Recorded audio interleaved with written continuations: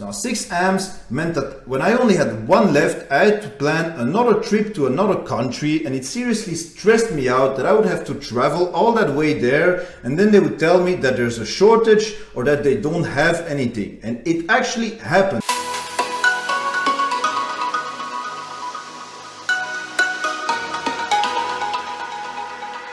What's up folks, it's Jurins from Brussels. Welcome to another video. Today we're going to talk about a very important topic, how to deal with shortages. So you arrive at the pharmacy with your prescription for your TRT or any other medication, and the lady gives you a really nice smile back. She types some shit on her computer and then she just tells you, oh, that product is not available anymore, it's on back order and we simply do not know when it'll be available again. You simply have to talk to your doctor and come back with another solution. So what do you do in that situation? Sometimes it takes 3 to 4 months to have an appointment with that freaking endocrinologist. Now, of course, all of this depends on your medical system and how it works in your country. So I can only give you my own experience from a guy that has been on hormonal replacement therapy for almost a decade. I started at the age of 25. It was in 2014. I was going through medically induced puberty. Finally, it was just about time to go through puberty at that age.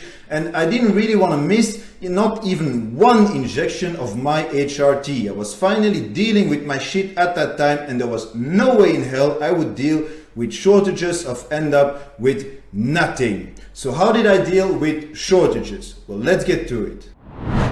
The first time I had to deal with major shortages was when I was on HCG monotherapy. When you are on HCG monotherapy, you rely 100% on the HCG to activate your testicular testosterone production. So you're 100% dependent on that HCG. So after a year and a half of steady Pregnil treatment, Pregnil is HCG, I was going through medically induced puberty, and I would go to the pharmacy just about every 3 months to order my HCG. And so I went to the pharmacy and they just told me, oh, that product has been removed from the market because the manufacturer is going to repackage it, and we just don't know when it'll be available again. That's a mistake I made in the beginning, by the way. I was only going for my prescriptions every 3 months, and I waited until the very last moment to actually go to the pharmacist and order my product. So it was really annoying when I got told, yeah, the manufacturer removed it from the market, it's unavailable, we don't know for how long, you have to contact your endocrinologist. Except it took months to have an appointment with that endocrinologist, and it simply was not an option for me to be without nothing.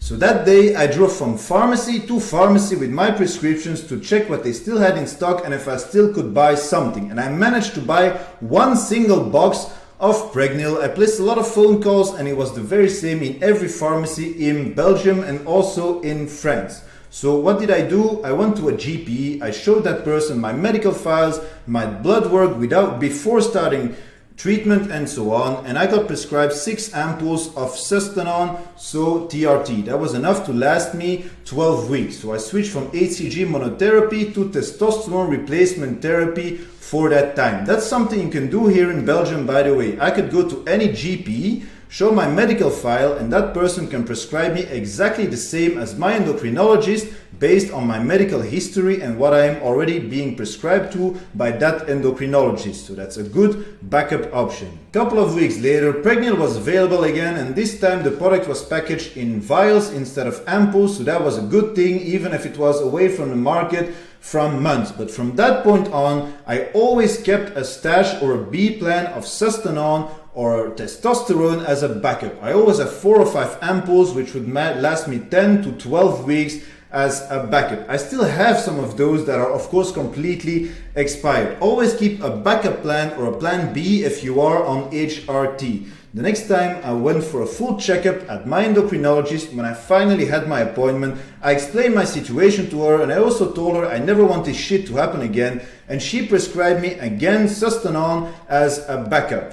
The goal is not to sell that shit in the gym or on eBay. The goal is to not be stressed when you are running low on your HRT. The second time I had to deal with shortages was when I switched from HCG monotherapy to TRT cream. I was on quite a strong version of TRT cream that I had made specially here in Belgium from a compounding pharmacy for me, except after some time the laws changed in Belgium and it was no longer possible to make that gel here for me. You could only buy weaker gel and it didn't suit me. So I found an online compounding pharmacy in another country to make it for me and to deliver at my door. So I never really ran out of TRT gel, but I always had my Testosterone ampoules as backup. Now I keep on repeating myself, but when you're on HRT you need to have a backup plan or a stash. There is no magical solution to shortages. Same thing happened with my thyroid medication, by the way, and many times actually. I'm on a thyroid medication that includes T3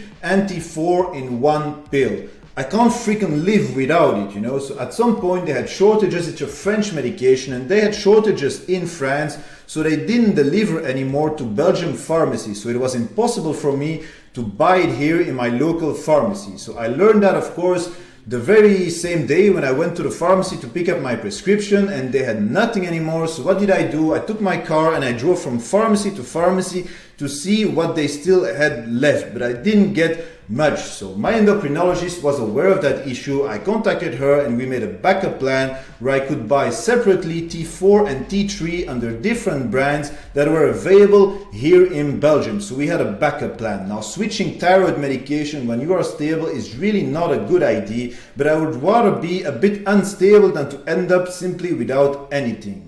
You wouldn't believe how creative you can be to find a solution for a problem where your life actually depends on it. After 2.5 years on HCG monotherapy and on TRT cream, I switched to fully testosterone replacement therapy injections. Now I found out that the extreme pain I felt after each injection of testosterone was due to the fact that testosterone uses fucking peanut oil as carrier oil, and I'm allergic to freaking peanuts. So I made my doctor switch me from testosterone to another type of testosterone enanthate that had ricin oil as carrier oil. Now as this shit is not available in Belgium, I had to physically buy it in France. So I would drive 1.5 hours to a place in France to get 6 ampoules. Now 6 amps meant that when I only had one left, I had to plan another trip to another country, and it seriously stressed me out that I would have to travel all that way there, and then they would tell me that there's a shortage or that they don't have anything. And it actually happened out of nowhere. I drove with my car, I went to that place in France, and they just told me there's a shortage in France. You're not from here, you're not from Belgium, you're not from France, you're from Belgium, you can go fuck yourself. So I had to drive home with absolutely nothing, empty-handed. Luckily, I still had some testosterone with the freaking peanut oil as backup. I also had TRT cream as backup, and I still had some HCG as a backup too. So I had 3 different backup options. To summarize, your hormonal replacement therapy is pretty much going to be for the rest of your life, and your quality of life depends on it. I told myself I never again want to experience that stress of running low on my treatment, something I need to be normal, to feel normal, to actually be like normal people if those exist. I never wanted to experience that stress again. So at all times I keep a stash of a minimum of 6 months of testosterone replacement therapy in my home and 3 months of thyroid medication.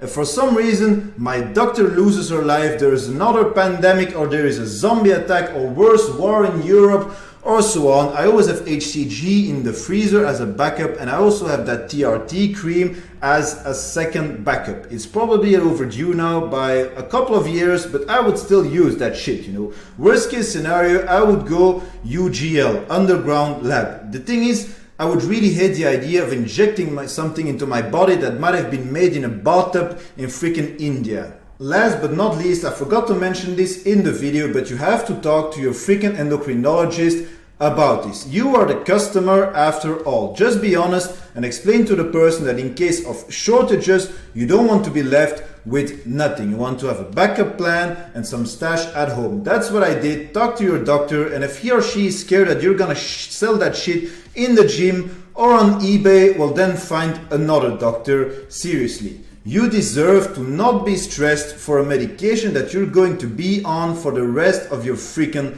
life. I should tell myself this shit sometimes, you know. Alright, ending it here.